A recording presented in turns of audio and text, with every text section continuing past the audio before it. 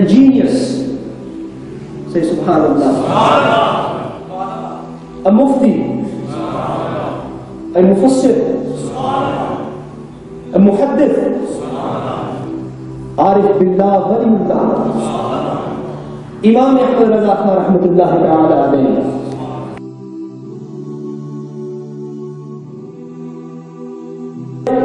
As I said, he was a genius. And one quality that he had a photographic memory. Say Subhanallah. His quwwat hafiza and dhakira, his photographic memory was so amazing. Once somebody wrote a letter to Imam Ahmad Raza Khan, and in the letter of the ulama, when they used to write of the ulama, they used to write titles. And in the title somebody wrote Hafiz. But Ala Hazrat wasn't a Hafiz. Ala Hazrat Azimul Martaba, he felt ashamed that people call me a Hafiz, but I'm not a Hafiz. So Ala Hazrat Azimul Martaba radiyallahu ta'ala anhu, it was the month of Ramadan, he sat down after Namaz al-Maghrib, after doing his iftar, up to Namaz al-Tarawih. In that time he memorized one juz every day.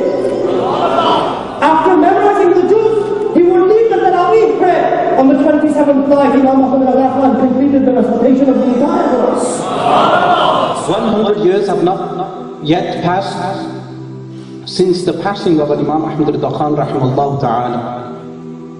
Yet, he's written poetry in praise of the Messenger sallallahu alayhi wa alihi wa sallam.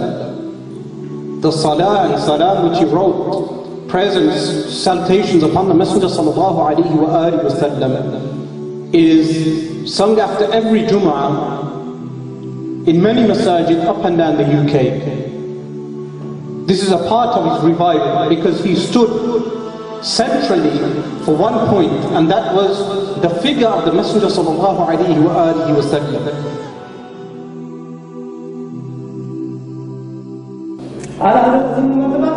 The first ever lecture he gave was on the 12th of Rabiul Awwal. Sitting on the minbar of Rasul, sitting on the minbar at the age of 6, he gave a lecture on the Milad of Rasulullah sallallahu alayhi wa sallam for 2 hours.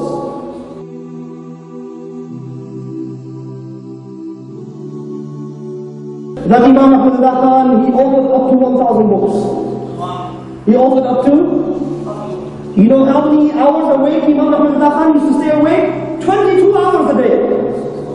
22 hours a day. Ala Hazrat Azimul Martaba, the Mujahid of the Ahl Sunnah, Kushta Ishq wa Muhabbat, Saraba Adab wa Aqidat, Ala Hazrat Azimul Martaba, Markaz Nikah Nubuwwat, Imam Ahl Sunnah Tashai Imam Ahmad Raza Khan rahmatullahi alayh. 22 hours in 24 hours of a day. Ala Hazrat used to sit down serving the deen and writing on the Sharia. 22 hours a day. In Hayat Ala Hazrat Malikul Ulama Zafuddin Bihari mentioned this. Ala Hazrat Azimul Martaba, 22 hours a day. He served the Sharia of Rasulullah sallallahu alayhi wa sallam. This is why some of the ulama mentioned that 55 years, about 54 years, Ala Hazrat spent in writing. And if we were to divide up his books by days, Ala Hazrat Azimul Martaba, he is writing about 5 books in a day.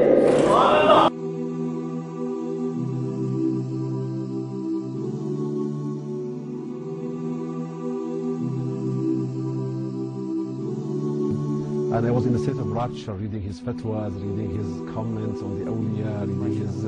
I was in rapture. I went into a state of takbir, Allahu Akbar, Allahu Akbar, Allahu Akbar, for having such a scholar defending, advocating the doctrine of Ahlul Sunnah wal Jama'ah so strongly, having this deep love of the awliya and the ulama. I feel, wallahi, to be honest, I feel like the Imam Ahmad Raza Khan and our great sheikhs and their sheikhs in Damascus have drunk from the same river, from the same cup even.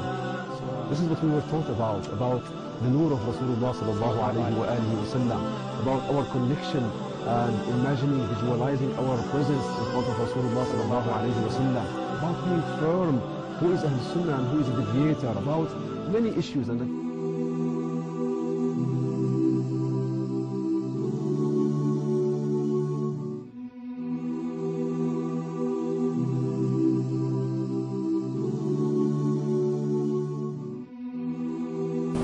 at one time, Bareilly became the center of guidance.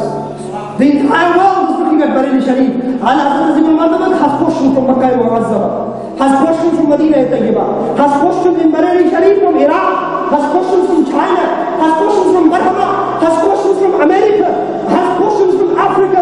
Ala Hazrat Azim al-Martabat at one time, he had 500 questions in a day. Ala Hazrat Azim al-Martabat said, I am doing the work of 10 muftis alone. The work of 2 muftis alone. This can be not done without the tawfiq of Allah subhanahu wa ta'ala. This is why Sayyid Muhammad al-Makki rahmatullahi alayh, one of the ulama of Makkah, he said, Ahmad Raza Khan, ayatun min ayatillah, wa mu'ajizatun min mu'ajizat Sayyidina Rasul sallallahu alayhi wa sallam. Ahmad Raza Khan, in terms of his scholarship, in terms of his taqwa, in terms of his knowledge, in terms of his leadership, he is a sign from the splendor of Allah subhanahu wa ta'ala, and he is a miracle from the miracles of Rasulullah sallallahu alayhi wa sallam. I believe Muslims in the sub-Indian continent were given this great bounty from Allah subhanahu wa ta'ala by having this scholar who was a great scholar of fiqh, a great scholar of hadith, a great scholar on the Arabic language, a great poet himself. I think he mastered every discipline, and his books show the level of his knowledge.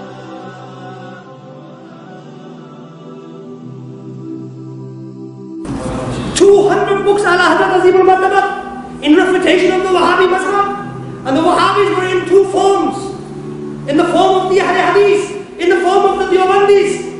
The Wahhabis, they followed the doctrines and the beliefs of Muhammad Ismail Dehlavi. And they were in the form of the Ahl Hadith, non-Madhabists, Ghayr Muqallids, and the forms of the Deobandis.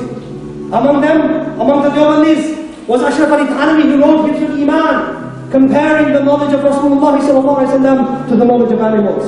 Comparing the knowledge of Rasulullah to the knowledge of insane and madman, majaneen, sabain, bahaim and sibyan, you children. Ala Hazrat Azim al-Martabat radiyallahu ta'ala anhu. He wrote letters to him, he wrote books in refutation of them as well. Rashid Ahmad Gongo, he also, and his student Khalil Ambedkari wrote a book in 1304 Hijrah. He tried to prove that the shaitan's knowledge was all-encompassing, and Rasulullah's knowledge was less than Satan's. He tried to give evidence to this, and to mention the lack of knowledge of Rasulullah, he gave a weak hadith of Rasulullah. Khalil Ambedkari, he also argued that it is possible for Allah subhanahu wa ta'ala to lie in the same book. 7 different kinds of insults he made in this one book. He mentioned that Rasulullah is just another human being like other human beings. In fact, Rasulullah is a brother. Astaghfirullah. In his Bahir al-Qati'ah, ala Hazrat Azim al-Martabat, in all of the forms of Wahhabism, the Ahl Hadith, the Deobandis, ala Hazrat Azim al-Martabat, in 1323 Hijrah, 17 years before he passes away, he mentioned that I have written my refutations, if you collect them, in number they are 200 in refutation of Deobandis and the Ahl Hadith. SubhanAllah.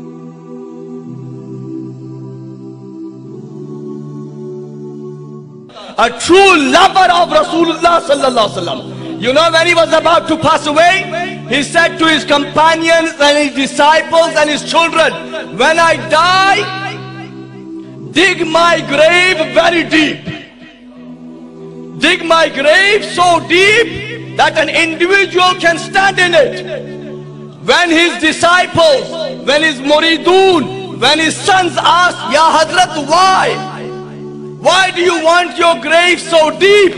Ala Hazrat Azimul Barakat radiyallahu ta'ala, he says, so that when Allah's beloved graces my grave with his presence and questions are asked to me, Man Rabbuka, Ma Dinuka, Ma Kunta Taqulu fi haqqi hadha rajul, what do you say about this man?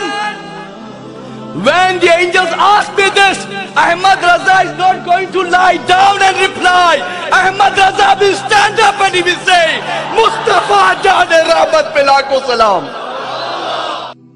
And because whenever I read the kalam of Ala Hazrat, it brings me closer to the Prophet Sallallahu Alaihi Wasallam. And that feeling is important that I share it with everybody. Hey kalam ilahi mein shams duha, hey kalam ilahi mein